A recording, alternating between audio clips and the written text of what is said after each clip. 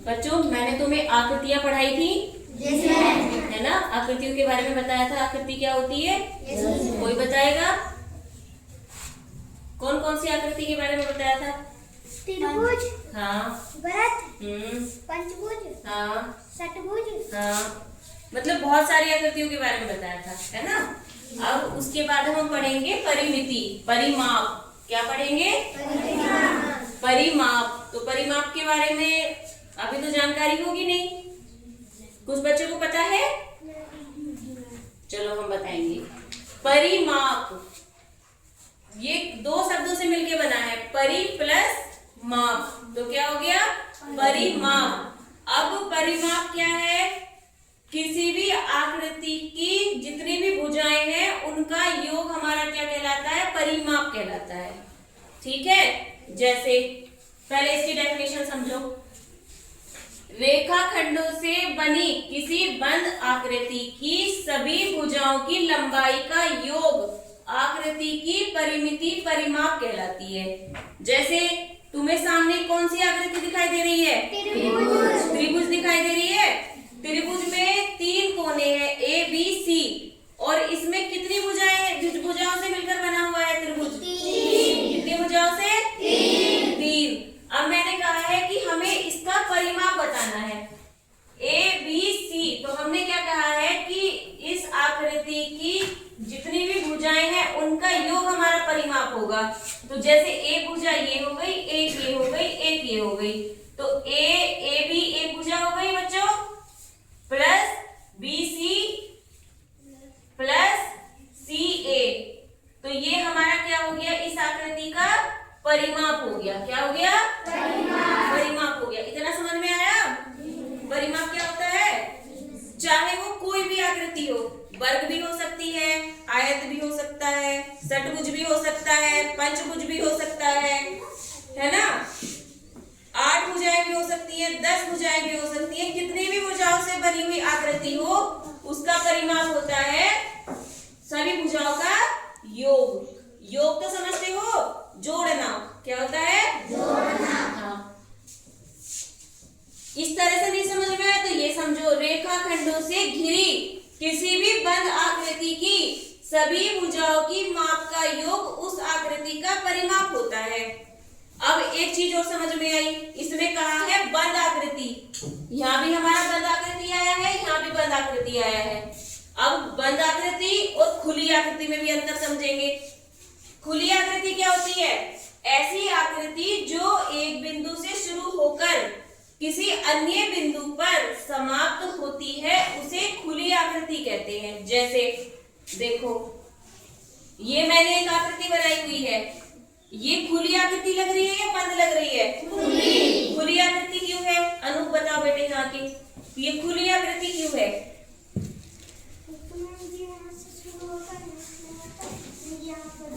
यहाँ पे खाली है ना। तो ये हटो, थोड़ा साइड दो, इधर हो जाओ। जैसे क्या है? ऐसी आकृति जो एक बिंदु से शुरू होकर, हमारी आकृति यहाँ से शुरू हुई और यहाँ पे ये खत्म हो गई, बीच में ये स्पेस है खुला हुआ, तो ये आकृति क्या हो गई? हमारी खुली आकृति हो गई। बंद आकृति ऐसी आकृति जो एक बिंदु से शुरू होकर उसी बिंदु पर समाप्त होती है उसे बंद आकृति कहते हैं। जैसे अब हमारे देखो, क्या यहाँ इस आकृति में कहीं भी स्पेस दिख रहा है? यहाँ से शुरू हुई, यहाँ आई और यहाँ पे आके एंड हो गई, तो इसमें कहीं भी हमारा खाली स्थान नहीं दिखाई दे रहा है। पूरी आकृति क्या है? बंद है। क्या है? बंद है। तो ये क्या हो गई? बंद आकृति। तो समझ में आया, परिमाप केवल बंद आकृति का ही हम निकाल सकते हैं, खुली आकृति का नहीं। ठीक है, तो परिमाप समझ में आया कि कोई भी हमारी आकृति दी गई है, अगर हम तुमसे पूछते हैं कि इसका परिमाप बताओ क्या होता है, तो उस आकृति की सभी भुजाओं का योग हमारा क्या होगा? परिमाप होगा, है ना। इतना समझ में आया? अब देखो, जैसे एक मैं आकृति बना देती हूँ, 1 2 3 4 5 6, क्या हो गया? ये षटभुज। क्या हो गया? क्योंकि इसमें कितनी भुजाएं हैं? 6 भुजाएं हैं। जैसे 1 2 3 4 5 6, तो इसका परिमाप हमें पहले तो ये बताओ, ये बंद आकृति है या खुली आकृति है? बंद आकृति है। अब इसका हम कहेंगे परिमाप निकालो, तो परिमाप क्या होगा? इस बंद आकृति की सभी भुजाओं की माप का योग हमारा क्या होगा? परिमाप होगा।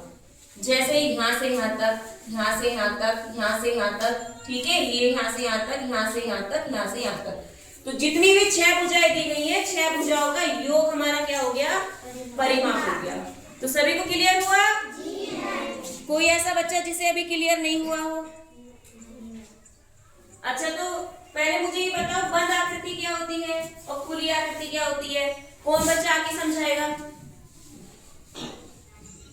अनु, आके बताओ।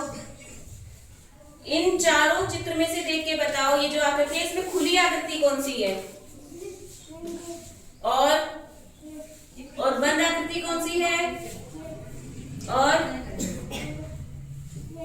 ठीक है, तो ये वाली खुली आकृति क्यों है? खाली है। और बंद आकृति क्यों है? खुली आकृति क्यों नहीं कह सकते उसको हम?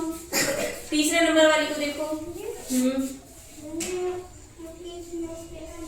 स्पेस नहीं है, और जिस बिंदु से शुरू हुई है उसी बिंदु पे आके रुक गई है, समाप्त हो गई है। और खुली आकृति जिस बिंदु से शुरू हुई है दूसरे बिंदु पे आके वो बनती है ना? तो ये हमारी खुली आकृति हो गई, वो हमारी बंद आकृति हो गई। तो बच्चों, आकृति समझ में आई? कोई और बच्चा आओ, साक्षी बोर्ड पे चलो, बताओ खुली आकृति और बंद आकृति में मुझे थोड़ा सा डिफरेंस बताओ।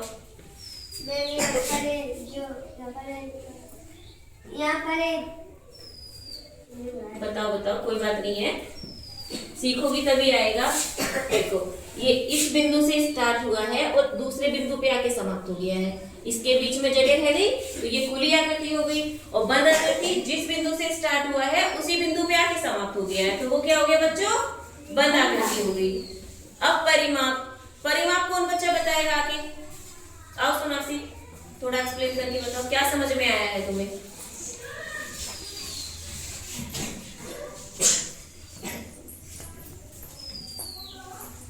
बताओ, परिमाप क्या बताया है मैंने तुम्हें? परिमाप होता क्या है? ऊपर वाला बताओ, क्या होता है परिमाप?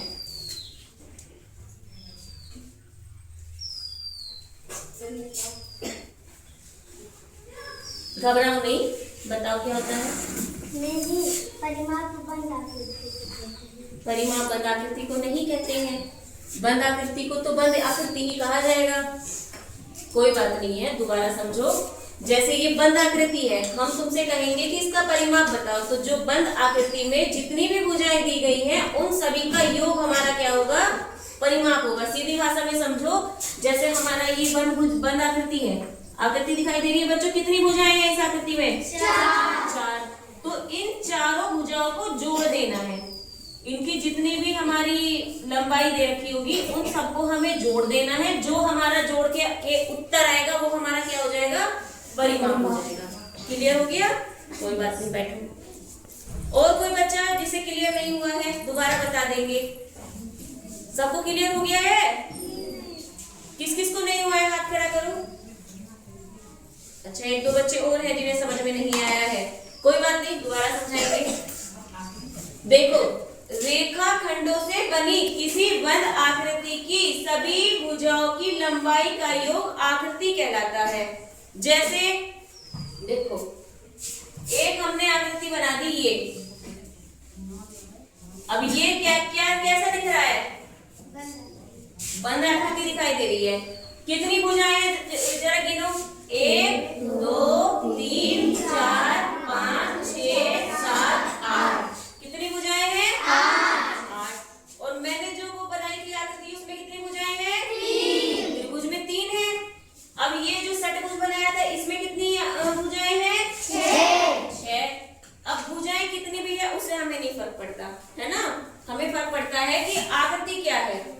देखो, 1 2 3 4 5 6 7 8, इसमें 6 है, उसमें 3 है, पर हम जो परिमाप निकालेंगे तो जिस भी आकृति की जितनी भुजाएं हैं उनकी लंबाई का योग हमारा क्या कहलाएगा? गया। अब जैसे इसमें तो 8 भुजाएं हैं तो 8 भुजाओं का योग हो गया। त्रिभुज में 3 भुजाएं हैं तो 3 भुजाओं का योग हो गया। षटभुज में कितनी भुजाएं हैं? 6, तो 6 भुजाओं का योग हो गया। अष्टभुज में कितनी भुजाएं होती हैं? 8। कितनी होती हैं? 8, तो 8 भुजाओं का योग हो गया। पंचभुज में कितनी भुजाएं होती हैं? 5, तो 5 भुजाओं का योग मतलब जोड़ना। क्या? जोड़ना। अब तो समझ में आ रहा है ना? योग मतलब जोड़ना।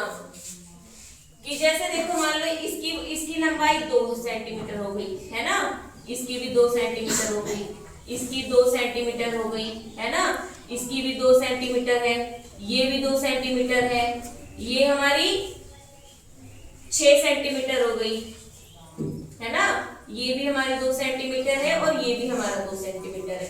अब हम कहेंगे कि इस आकृति का परिमाप निकालो। ठीक है, तो परिमाप निकालेंगे। देखो ये कितनी, यहाँ से यहाँ तक कितनी लंबाई है? 2 सेंटीमीटर। कितनी? 2। यहाँ से यहाँ तक 2, यहाँ से यहाँ तक 2, यहाँ से यहाँ तक 2 और यहाँ से यहाँ तक 6, यहाँ से यहाँ तक 2,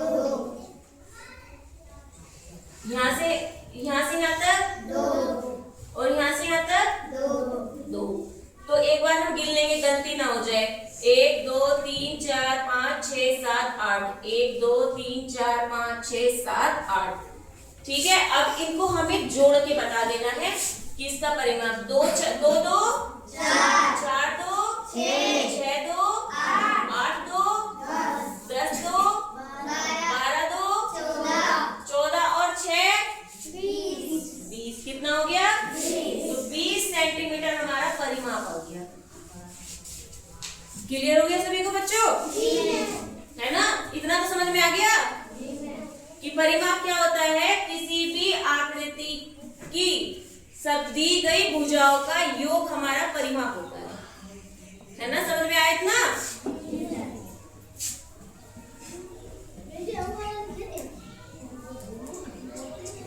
अब देखो खुली आकृति, बंद आकृति भी समझ में आ गई है। अब खुली आकृति, बंद आकृति और परिमाप में अगर कोई दिक्कत है तो मुझे बताओ। सभी को समझ में आया है? ठीक है, अब इसी के बेस पे हम कुछ क्वेश्चंस देंगे, वो तुम्हें करने हैं।